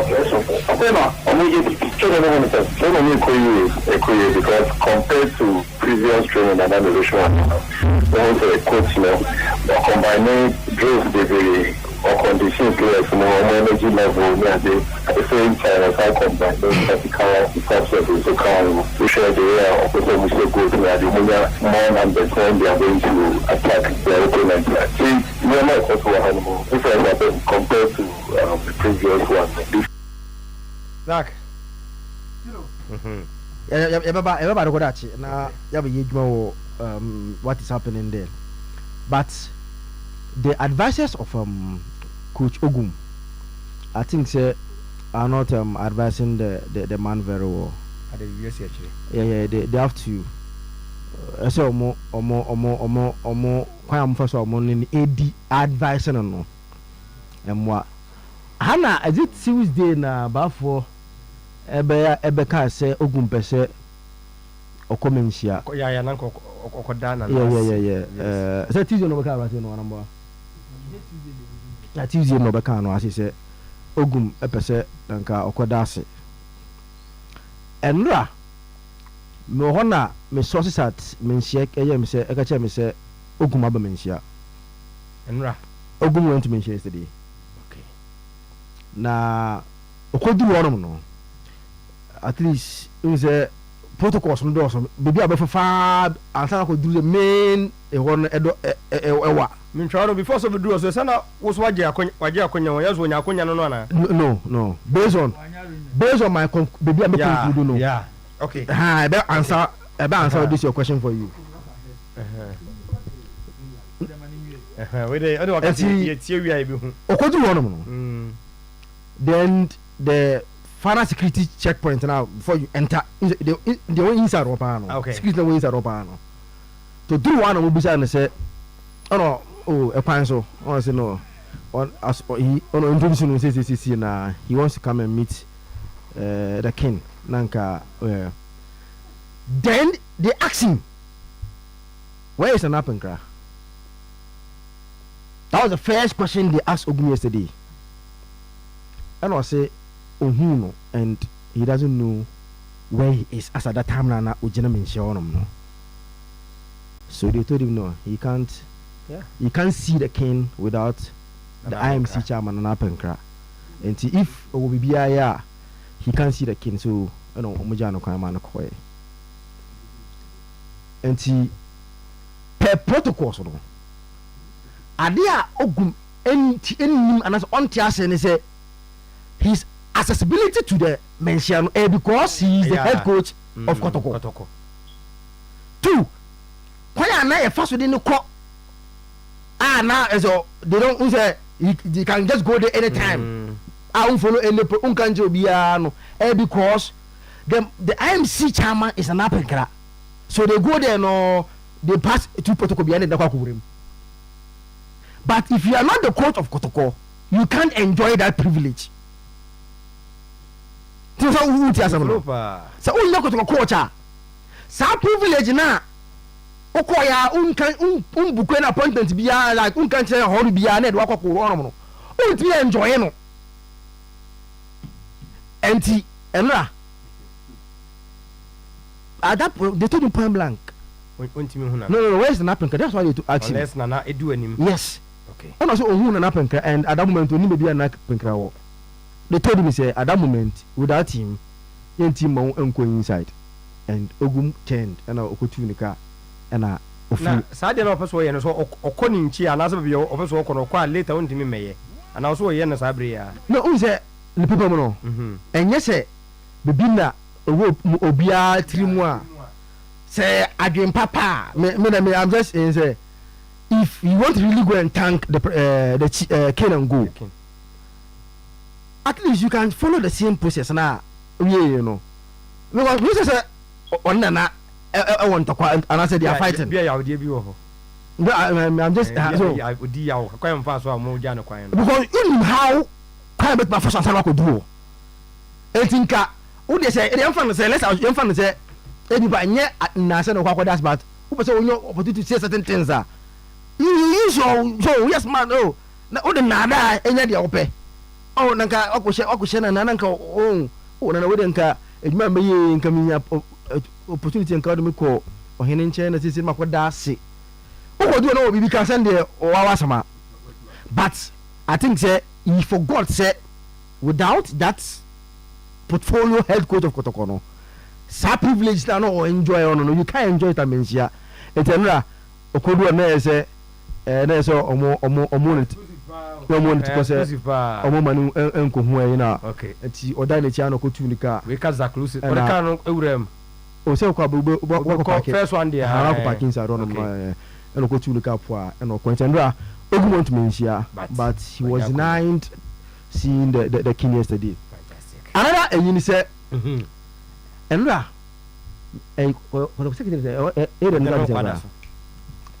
be 10:30 so na anajo am go to galam say bi o sa area on mo o na say okay o be yamo ko be am data elio aje o be yamo data elio aje be jano o da ni go to galam say ya de go to galam say asa na de ka me ka bi nim say ya tema da bi and mo no sa ti da me ka no ya so we temu mo mo de do fe no ya de ni say o ya o money transaction and mo na mo de net sa ya de money transaction na ho to no ya money transaction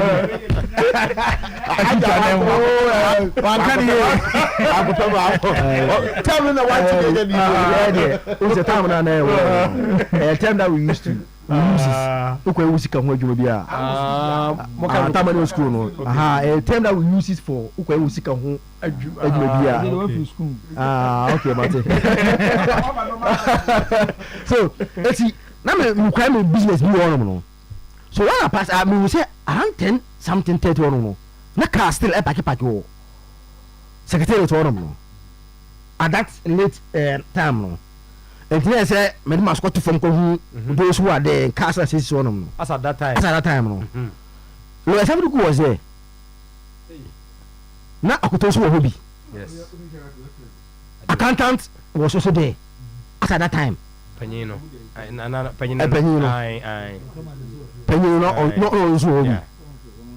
but as I said, I'm the chairman, no, then the car needs one, which I no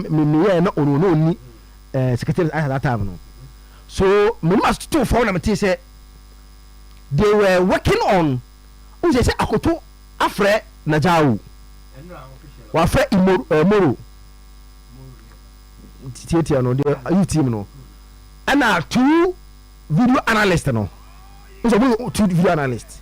Wafre Minina and Wafre Asare, so I inform more Kotokos position in terms of episode ended. It's that time, no. Now they are working on their contracts, terminations, and remuneration. And the terms that them no, they want to finish everything. Then they are no. We are in second character plus. Sikabi ase koto no bia no. No mo damo. Include Asare. And Asare was na Asare. Asare. Yeah. Najau 2 video analyst and Muru. Omo nyina no enne I'm told say the Kratan is ready. Okay. Their man is ready. Obi abagene die. They Kotoko say goodbye to them. Or more adventure with Kotoko no and the else Ontendra. Tama na namo no. Me ko tie no. This was what yes kept them late. Yes. At 10:30. Na omo official na omo yes any man hu adwuma and so on no. Na ba for headlines no.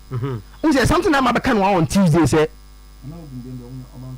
Kotoko and like who's a news na Kotoko do ogum kano. Who's a kind of trash na e misleading kakra. Say them busan say e kwanye fast one no. Because the money was the money who's a busu bia no. In terms of salary they omo working in na boom to bia sika is there. Then Ogum was being paid through your Kotoko dollar account. Then that money finished in the account, dollar account in Skenim.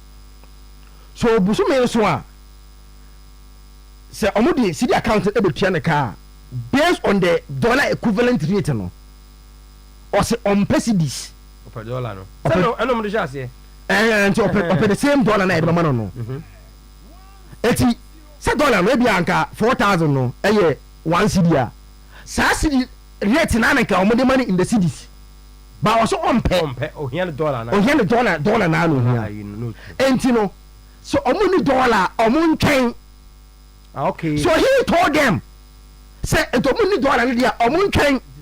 At that point to me dollar be no this camera no. Jibo wono so abo matesu. Yes ya do because you misika.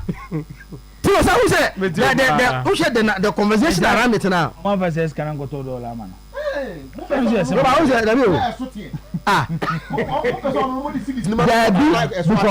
no one can see the dollar rate. So you said the dollar at the bank and dollar in your pay. And your pay, you know, market. And if they do that business, on the maybe that's on the because the dollar rate at the bank and maybe who comes to go do it and you pay. Na so ogum de on kan so mo goto no banga na. And then that is another matter. I didn't say Kokakusi say but it wasn't a car because there was no money. No, there was money. Because if there was money, he said, he cannot make because I only $1. Because that's not the channel. So I don't know. So now on this is the continue. Ah! I don't know. So now on this is no. Now what's $100? Because already in your what the channel see? Say that. There is already channel see. And I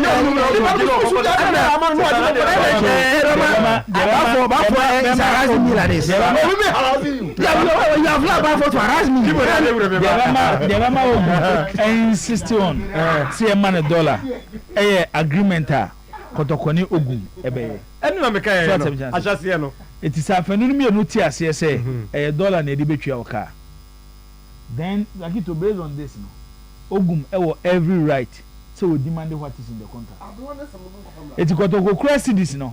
So we dey simple. And also makoto dollar. Ogumjo dollar. So what the mention say? Ogumjo dollar. Na yɛ dollar ma no. Na ogum kɔ ne baby. Na kotoko so kɔ ne baby. So what the mention say? Ogum mana da di akyerɛ mo say. Ono dia na nyoma ono mo yɛ nyina. E dey o contract nim. No, this one. On consider anything outside the contract. So what the mention that type. On consider anything outside the contract. And obi a oya dia Clementino wo hwe ni nchi. Yagi to refi. When Ogum first coming, time on call board meeting also resign. On for let them not to confess on cancer. Yes, then they have to go back into the contract. Then your man on the kotoko agree, you know, as a kotoko for failure. It's a kotoko for failure, you know, and Ogum so. The corner be here. Zach, on this idea, see a canning in album near Concludua, as I say. You know what pocket until now the air twice on say yesterday Ogum was given a check of all the money including the month of April Ogum has been paid now almost 4 months until them also want time 5 months and then 4 months 4 months and now also on CDs, you know, and a paligu.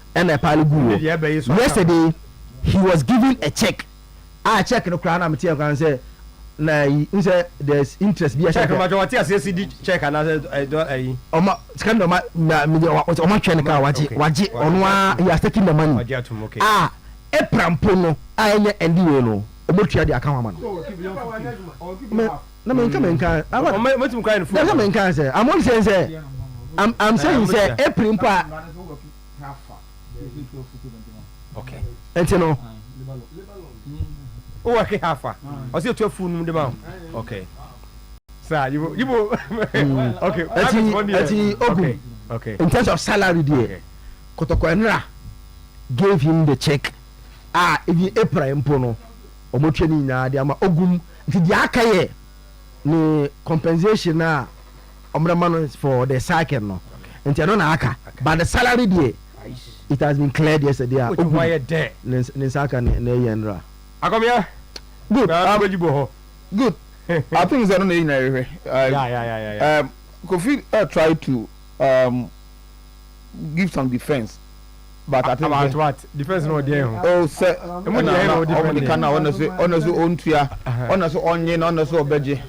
the fact of the matter is that Kofi was talking about he was denied entry to see the king. Why? Coach that title and the demand and no do to work straight no that privilege you know good so Ogum that's what Asante Kotoko there and no more cancer answer no say friends me per dollar and say some of them to am dollar say I'm starting and be say meje e dia or that's what any issue but the moment Odu you leaving off the job Ogum kono say me go go say out straight Kotoko dollar no for man because na me can Ghana ana Kotoko negotiating in dollar and Mutu anaka in dollar and Ogum what no we what America you pay. Yes, I know we are to America. We can never again. Yes, I don't know, edge. But any the fault, and I will fault Kotoko almost trying to pay, and I agree and more yeah. As you say, one man checking now, thank God. China said the account compensation na home, na kuka no. Ogum era or Asante Kotoko no has ended.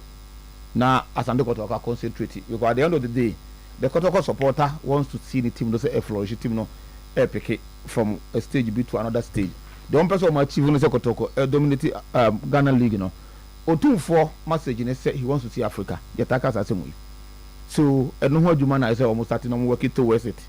And you know whatever been the case, I think that you do chapter number 2 change. Now I heard a chapter na Herbal. Coach Abdul Karim Zito on Prince Ousu, the Omodeba on board. That's why I don't want to dwell so much on the supporters. The supporters who the can say some of us come on ordinary football supporters no.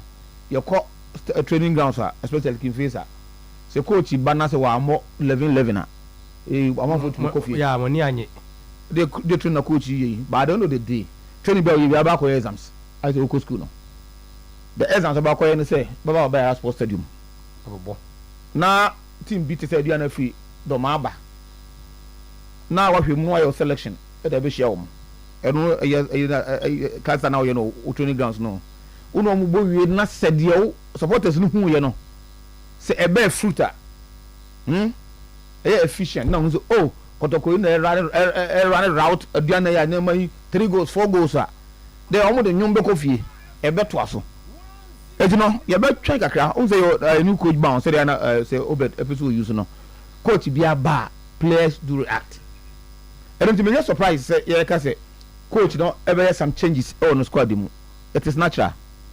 enye kozu to nko time de besi coach bia ba wo hu obehu revelations player bi wo ho a onya opportunity ebe wo kam obu also oba udin ta gigigi obasa koda de oda you see the point obu a obo regular under the SY coach na okoye no obasa ko kontra bench because coach we buy any free set ne ma bi na nye ho so technically obi a on eye eno so obi obeso hu the players play ogun kozito catch players and say players are more workaholic more no bit my pressing right now we bomb game so if you ultimately yes and say bo under coach ogun be our another shot the no or the include all the team more the likelihood say coach zito ever drop on a high these things and it's something that some of us football am I but at the end of the day they are expecting to say coach now will be so no with all the things that will bring you on board no ebetimi abe fruit na asante kotoko supporters anywhere say who say yes oma bomb that the full rubber and kotoko move from this to that so it's not about oba watchable it's not about your physical it's not about this it's about getting the result at the end of the day every Sunday or at a league day or Baba Sports Stadium that they yakwa anymore we were confident in the coach Juto we were confident in coach Prince Owusu a very good coach, a very good guy. Or Nye trophy, so I did that trophies, but that coach is now. If you want to see players, performing, or more pay attention to that smallest of details, no, in the game. I one of them, and I think said the combination. You know, say so running interview kind of say he's coming to help to support the head coach to achieve and the market said that man Sante Kotoko no. So we come team pan with the support from Kotoko supporters, no. I think that things will go well. So. They are not here anymore. Until Sunday, I presented the first opportunity for them against Ediana, no, to showcase the Omode Herbal. Because they are be offer. We are training ground. They are champion. Oh, Mubeshia, and be home. What the kind Aka? The message in say he wants to win the double. 18. He wants to take 18 out of 18 points. So what I say about me is feasible, and I say somewhere along the line, over 40 is another thing, but. I won't judge Coach Zito and Coach Prince at this point at the last 6 matches. No, I won't judge them. I think that what you do, no, say, you support him. But so my glimpses, of what is to happen next season. NSS and the support Edeno. Say, I did a coach actually next season. No, when he's given the opportunity. Now, maybe only full players. That's what they bar, you to baby. I'm sure the idea of Kotoko for a coach for Zito to go for technical director position. I'm very jai. I'm sure the 6 games, about 8. On him. So on to us uncle. You see the point? Who's as stands now? No, Obi say if you cry a case Kotoko for Bruyne, but it's a whole lot and Omoka. But then I want to say if Omajuma in the last 6 games, no. Say Ekoyet Ajuma obi ani je ho afri so oh we be do akọ anima me say ahwa Santo Kotoko will not talk about hiring a new coach there aba Zito will be there as the acting head coach or the head coach and at the same time technical director no Prince Owusu no as support no experience wise they be in the system the 2 coaches they be in the system or more coach at a certain point in time me feel say they will have to give them that support not players no so and show that commitment, and I think they will go far. Ofa na me hwe league table na me hwe coach Tanko ne hope so does as a league way hope so does one here from the first position Babiani Gold Stars 53 points, Nations FC 51 points, Lions 47, Asante Kotoko 47, Samatex almost only for Gunkofu who's on that too, all of us are on the fifth with 42 points and House of Folk the same 42 points. Mediama at 41 points. I hope you say opposite to League money. Mathematically it's yes. Mathematically the coach Ibrahim Tanko can yes. So the amena nya sanya so boy young apostles which onim so be win. We are Indian so da ho. Yes. 3 points in the no be there. So this weekend House of Folk enjoy no say obi akon House of Folk. It na ya can earlier on say that 3 points no becomes much more important also say if team are only no challenge winning the game for example as Asante Kotoko is playing against Adriana Stars today House of Folk more game because of that 3 points no more say if Kotoko team share Adriana 3 points no is almost nothing man Adriana see I said about match no match but wrong said that so it behoves on Asante Kotoko to work hard and make sure so budget that 3 points no. Now, so Mediama winning that match no plus the 2 home and Osania's up is what my points Ebeka Hua. In the next 3 games, it gives him 9 points. To 9 points no. It said the nations, but you're under 41 points no. It said the nations about all the 3 matches don't lose. So realistically, now make us a possibility, of course, yes, but realistically for Mediama to win the league this year no. Of almost starting winning next year because Gold Stars as it stands now 53. If you say about 3 matches, not Gold Stars more game, not Gold Stars so corner. The 3 matches not all bono. 9 points because or 51. Still Gold Stars with 2 points against them. You see the point? But I give it a go. Once you never know what happens. To Gold Stars over this weekend game or more bono, very crucial against Vision. So if Ghost Stars is able to get 1 point, away to Tema. Yeah. Something now 1 pointer offer from Monday, maybe clear Ghost Stars to Magic League. So we now 1 point from Vision, maybe clear Ghost Stars so Magic League for Monday. How much I'm so secret touchdown? Of course, or secret touchdown, but it depends on the preparation of the call. For why I'm saying this, Ghost Stars as it stands now, per the league in the 6 matches that can. Almost 2 away matches. Nanke 3 and so Tramadi and Dow free game for 2.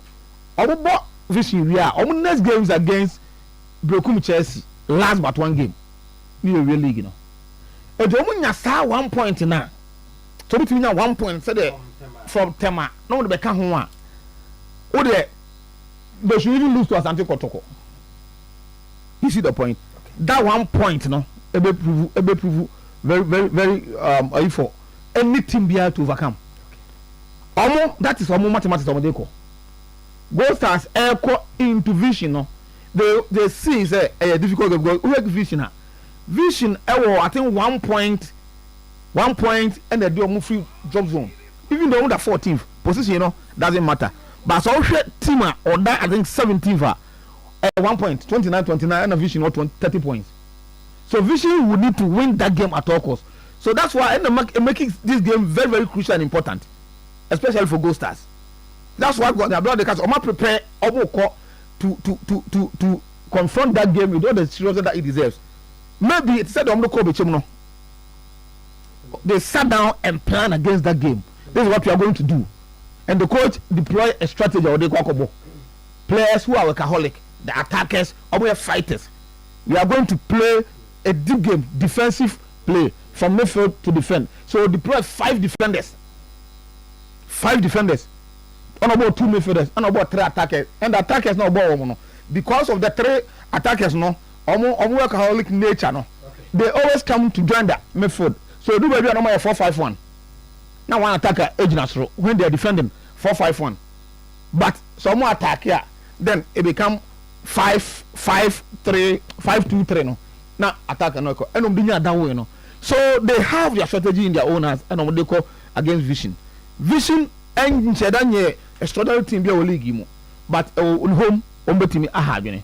But over this particular weekend, the result from Temano, and me actually the Oji League. No, I don't believe say if you almost lose, still they can come back and win. But say Omunya sa draw na, I think say Omu achieve don beso Omunya. Abema they have to so kakra. Ebebrom. Okay. Because after that, you know, Omunya 1.54. Fine. Who's that? They are looking at so no more discussion. They are looking at even though nations are second. But we free say if they are able to overtake us and take Kotoko. Nations PS. The fear for nations because nations any experience of winning the league in Bida. Kotoko no na didn't know. Omani shock Kotoko more. But yet say they will be can me nations so one team one people I surprised because the last Sunday on your home game no nations also free say I go for what 3 matches we are heading including Kotoko game no. I'm sorry that will be yes including Kotoko game including Vision game no and they think Chelsea game no as your games almost allies we move by all means will falter. It ama dynamics not able that's why make us say teams are more interested with my league you know at Dawson. You cannot open be answering film. So as Ante Kotoko nations your friend say Go Stars and what have you mean now mathematical chance of winning the league. But that's it this particular result no weekend no ebe for a lot of things. Akomia sechi grow fine and emujadura ye nyina yenu bi na de tiene say wo nom sanse we no ye ne ayikoko and it is Zanto Zalogist e dia frafrade aye nti se me ho kekame emanu menses no mo ana matunu din Dr. Menses sanse ebe flow kama go find here e pa cho onumu a eboaw emma se de wunyinim no eye from obehia ka no na enenam sa so na ba bia eto aduro bia no wo si grow fine wo pese wunyinim eye Menses ejejina so yie na e flow 0244 596532 kanjen de ebisi nsuo asa eye duro adanse na ebebre obi ani de onom kanjen na eye edema no ukofie ena e pa twa to kanjen kogu fridge ne mu abusua monchemfa sanse ede nkwa kase na de ebremo ahodi nura ewo kanjen energetic drinking water mu no masa ebro adwen enenti ase so 0241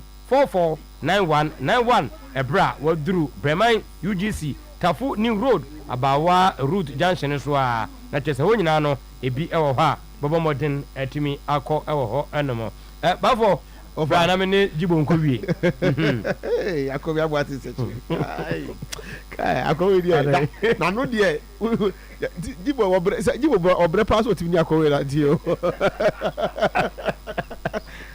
offer another costly endeavor is in the offing. Another costly endeavor is in the offing. Yeah, Ken. Even and then by the count, you have 8 players. And any fair say you don't want to be to Nyamwa na maye say me him say who's a performance from to about Kobe and for you know come on omodidi ayati bie no de and me boss e kasa no o kan say e normal say ombe e de ombe ja players ni bi kwan of course I agree e normal but me hwe the quantum no any the cost aspect of a season we ya oguma adi enya say 2 seasons. The second season, 2 seasons. Ogum players are on ya omo you count about 20. Yeah. And uja 20 kwanya, odi 20 beba. And now for me boy.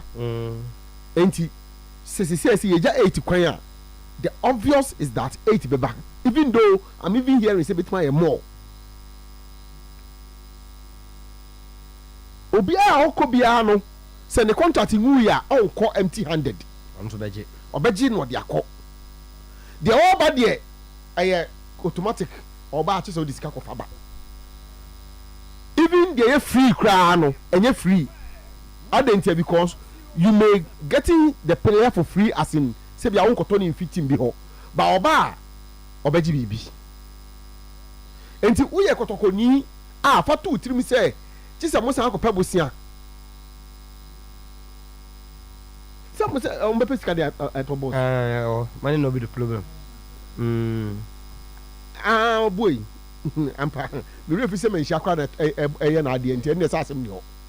Ende sa asem ni ho enti ene men shia be san. Me pa cho ohini de mintimi kasa okopɛ bosi na ono sika nyina ene dia okopɛ bosi na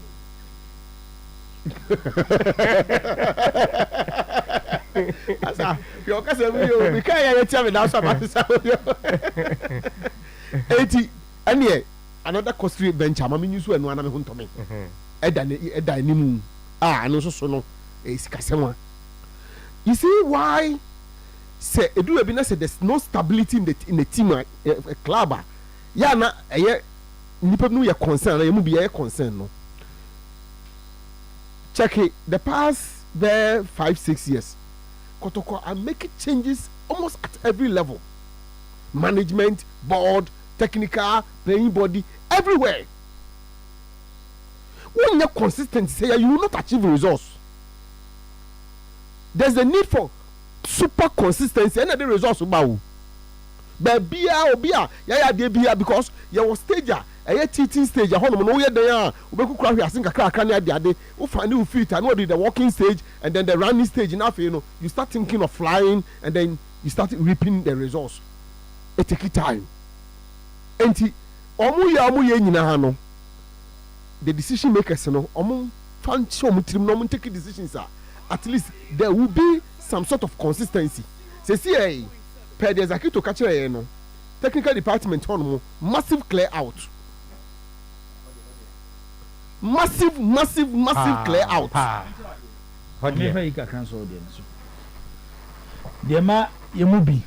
The decision to sack Ogum and command trains at any management yard. Was there aside your individuals be or you don't own cohort? Maybe a medical team. Medical team grano Ogum mano full control to take on one own decisions and no more person no more yejuma. Okay. It even so be said na jaw. Ogum baby no beto no. Yeah. But ma Ogum opportunity open na open no. Menene be yejuma. Be dem call full we beba. Local league na yebo no. E no for aso. Yes. It's omo nyina no contract no na ye tied to ono Ogum. Ogum de eba coach mu Ghana ha ni try yi o yango pon adom no ebi wo no so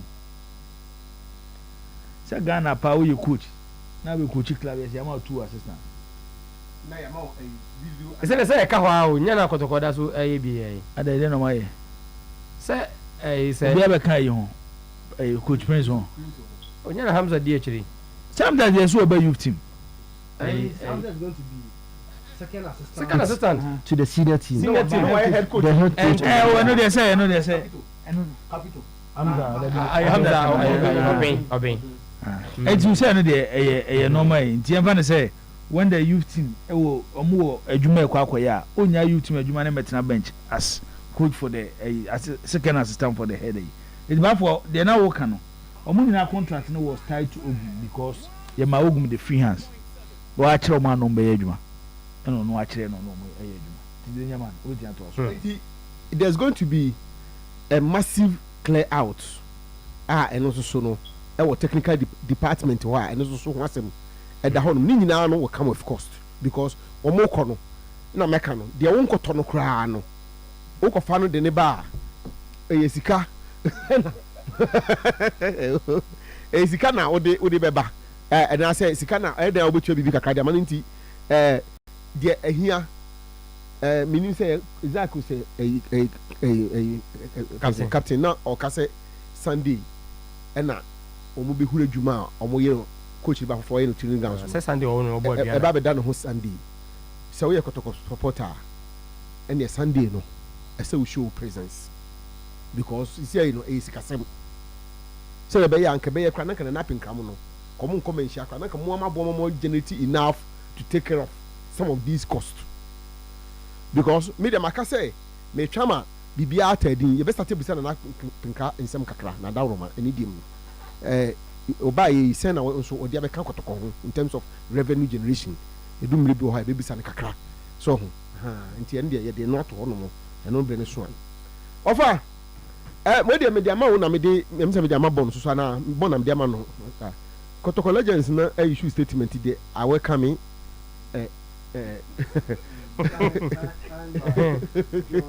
George Hector Kennedy, President, Asante Kotoko Legends International Club.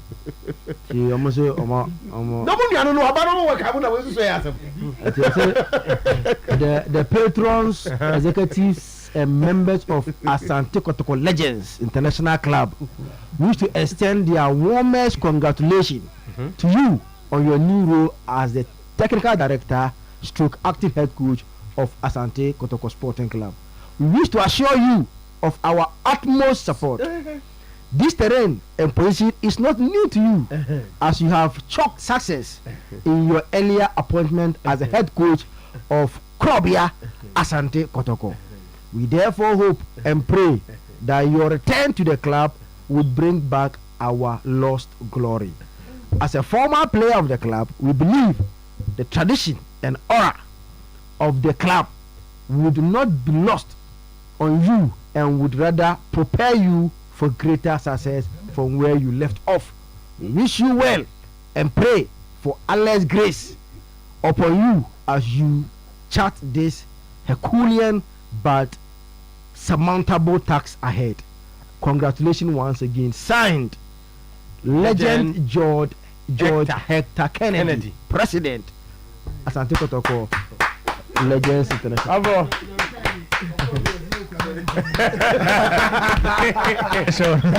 Mr. President. No, but this is what we want to hear. Okay. That the legends are ready to support one of their own. Okay. Support about many forms, many shapes, many sizes. But at the end of the day, support. At least, all by so when we say, I'm kind of woman never hear you, man. Since you also our shame, we say, when you're be on talent. So I member of the if I told me, I mean, now, and I'm a more Mabaso. Okay. The House of Folk UK chapter. No. I think these guys, I said, here Basu body. So what here? Edu ebino. Team no money mbo call for no. Omo find means be some person mbo am san pege team ni money mbo. Enti omo de omo institute prayer award to be a. No omo say prayer bi obaya de bi a no mama wo bibi. And management ni ka say no. Expanding ko be about 3 players enti edu ebi na fe 3 players every match bi a no sense busumi bi a no. No ma but clearly so he has performance. So time maybe atwam abepem ayi na. Na fe no enya encouraging say mo be sade because okaso ko pesa kra fi obi ho no on fa ma enti then na che say there so mo ye ne say ene omo fo musika ntom ho omo tra so no mo hu say emai omo qualify ko bo middle league omo betimi da qualify bobo emai Premier League ne bi the Oak FC no enti ese say ombo ma ba so ye wo hanom Ghana FA etuto butu the football clubs no ti mama mani look like ade no ma ye no agada ne nkofo na ye na ade kitwa wo oma ya adwuma papa chama wona ye chama UK chapter no so ho one apia badge no ne NS no ne NS eno mo waka enti offer ye mo wa basu for that great job oma ye no Jiro yes Kotoko all players na dey release ababontin abamazito akwaba omo Kotoko players ni ogun defense anymore when privilege me family CMO be privilege say privilege na dey ma ono fabo ma de ntumpon so tell me chira say all players ni ogun de ni difference ni kasame ebo am say time na eko kai ebra na opimso enemu the IMC no say ma odi ogun and some more kind so tell me china say Sami binya nya no ntihwe coach no ba ya sasa pe na mfu sasa Coach Ben Pan between every hitting your mummy. We are born again. When you back one crown, buy a cousin pen and you yourself. Coach Ben Pan between every hitting your mummy. We are born again. When you back one crown, team manager will born again. When you back one football, we do chess. Yes, and young penman. About catchers, we are. But this is more, I will not be to have unity, and what I'm about the Yamas. I'm catching and say, media map, yes, and now, Monsieur Rambo, teaching. Because administrator Baku or more from deputy general secretary of DFINA or Wahasi or Kotoko administrator, and Mr. Dasube. And I'm seeing your phone so on the account. You could feel money who are on the account. Now, so you put yourself on the channel, yes, you are on the account on the show. So they say you can't find a boom. And she shouted the door and said, "What you know, be about them. We can't chance one more good players a bit of opportunity. How was your plan? You're taking that or come and some advice in you, some pap, and a day come on. As woman freedom, no, they do choose one players. We can't just one more players in more bonanza, you are more unity. Fight to what to tell me in the boss and fear you with your lot of more. We are now panel. Okay, into one say. I'm in far from Ogum side. My catch the question say, Omunya no more no one for the place. On him, Cassian the knowledge of Coach Kwesiapia. Kwesiapia, and they say, I can look out coach is a organ hanging in Abuma. May I sure say, or you're ahead of you look out coach is the organ has to say, I will be able to Coach Kwesiapia. But for him to say, Makache was the only man in funny players. Actually, the privilege at the Marco Chugum. Now, so funny players no more to me and moi. Mapamono. To Ogum funny players by so more to me and more. Any apamogu. And I'm a boy. So, we take to Henekasa Yema. On say, Usiki a lot of a year from Kofua, Ufus or Moon, dear, our born. And if there is one group of manyasa opportunity there to go all place. But impact wa club no so no recently no e wo form impact as in dio akonya na omunya ya omde kasa ya na so we go to go all place na almost support the coming of Ogumpa. But a do point we no Ogumanya problem. Obayi. Hey. Sa. Yeah. Tomza. Pa. And I win.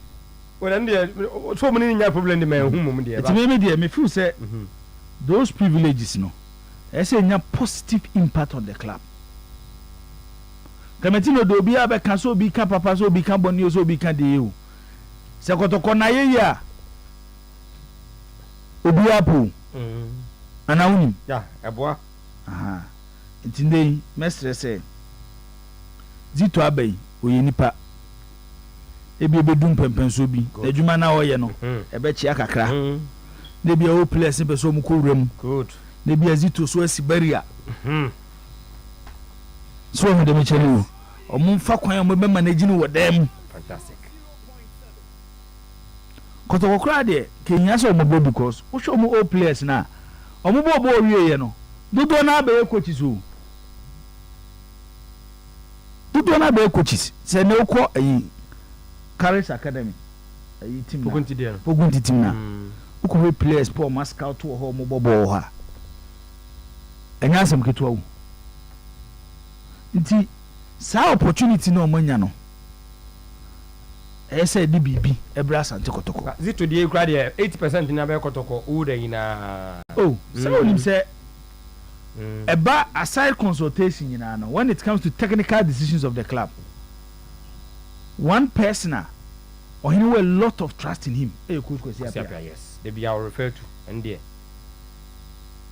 It was here there or the Nigerian say, fine, you technical director, you but when he in there, technical director, you could go see here. The best all players no. Zito Abbey. we ni pa na bibia na mbesi handle nyoma na Clementino bibia akwa kama na Zakito so kasa no woka ogum sɛ wokɔ manhyia akwanya na ogum nya wo manhyia na because kochi kotoko sabre no nyae no na because kochi kotoko nti onkochi kotoko a onya sa akwanya no obonya kura na onya ne mmeremmereme te sɛ no onya no ɛna minim de ba me yɛ sure sɛ wonim ɛne kotoko na ɛwɔ hɔ no obia ntimi nsɔre mfa ne penteki decision ɛwɔ abro ɔhene nsan ase ogum bɛkɔ season we nko ano Clementino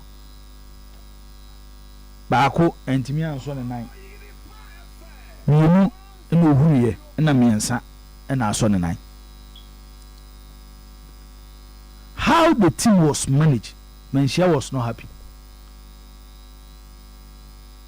and the results they were getting Manchia was not happy